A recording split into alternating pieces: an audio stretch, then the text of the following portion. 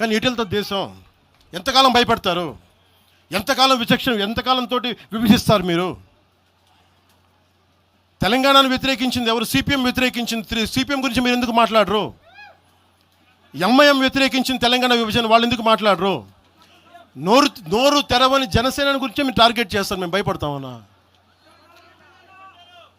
నేను పార్టీ పెట్టాను అంటే చచ్చిపోవడానికి సిద్ధపడే పార్టీ పెట్టాం.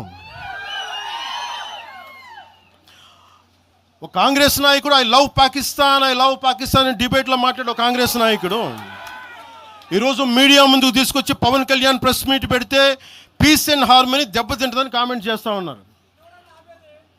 మనల్ని ఎవరు ఆపేది?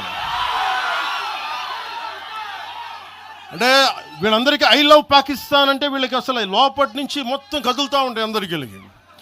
అంటే ప్రెస్ మీట్ పెడితే పీస్ అండ్ హార్మనీ, మీరు ఐ లవ్ పాకిస్తాన్ అంటే ఇట్స్ ఓకే.